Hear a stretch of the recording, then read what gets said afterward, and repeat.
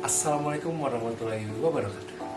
Halo semuanya, perkenalkan nama saya Yudo Febrianto, biasa dipanggil Yuda. Saya dari kelas KM 4607. Oke, pada video kali ini saya akan menjelaskan apa itu komunikasi antar pribadi. Oke, langsung aja kita mulai. Oke, sebelum kita mulai, kita bahas pengertian dulu. Apa sih pengertian komunikasi antar pribadi itu? Komunikasi antar pribadi adalah proses komunikasi antara dua orang atau lebih. Ini memungkinkan komunikator menyampaikan secara langsung dan komunikan menanggapinya pada saat waktu yang bersamaan. Para ahli juga mengatakan bahwa apa sih pengertian dari komunikasi antar pribadi itu? Yang pertama nih ada De Vito. Kalau menurut De Vito, komunikasi antar pribadi adalah interaksi verbal dan non-verbal antara dua orang, terkadang lebih, yang dua orang itu saling tergantung.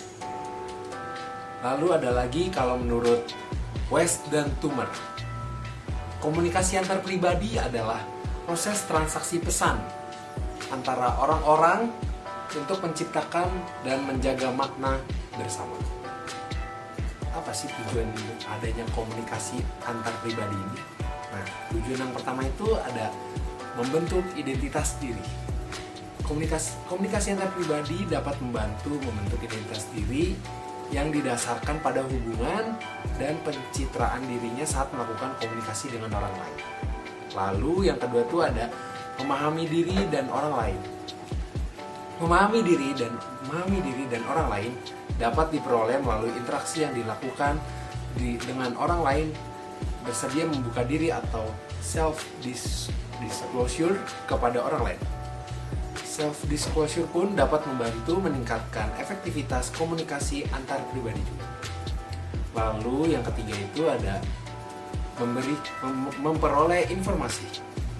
Tujuan komunikasi antar pribadi ini adalah paling penting mampu memperoleh informasi yang baru selama berlangsung proses komunikasi antar pribadi atau proses komunikasi interpersonal. Berbagai informasi dan pengetahuan tentang orang lain sudah pasti akan tersaji dengan melimpah.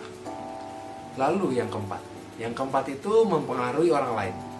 Tujuan komunikasi antar pribadi ini adalah mempengaruhi orang lain. Biasanya untuk mencapai tujuan komunikasi antar pribadi, seseorang harus menggunakan teknik komunikasi persuasif agar orang bersedia menerima suatu paham atau keyakinan, melakukan sesuatu, dan sebagainya. Lalu yang kelima, yang terakhir, yaitu mengurangi ketidakpastian. Nah, mampu mengurangi perasaan ketidakpastian atau kesalahpahaman, tentu saja hal ini bisa membuat seseorang mudah membangun hubungan baik dengan orang lain. Salah satu teori komunikasi antar pribadi yang mengupas pengurangan ketidakpastian adalah teori pengurangan ketidakpastian yang dikemukakan oleh Charles Berger dan Richard Calebres. Efektivitas komunikasi antar pribadi. Nah, itu tuh ada 5. Yang pertama tuh ada keterbukaan, karena dengan kita memiliki rasa keterbukaan, yaitu pertama kita harus membuka diri. Mengapa? Karena dengan membuka diri berarti kita mengungkapkan diri, siapa dan bagaimana diri masing-masing terlibat di dalamnya. Dengan kita membuka diri akan terjadi hubungan antara pribadi yang semakin lama semakin erat. Nah, yang kedua tuh ada empati.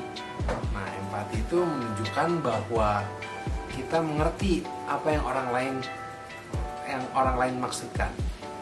Nah, terus yang kedua itu ada sikap mendukung, atau bahasa Inggrisnya itu supportiveness.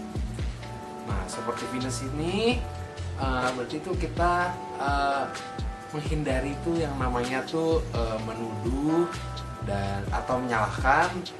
Atau yang terakhir itu ada hindari menilai secara negatif.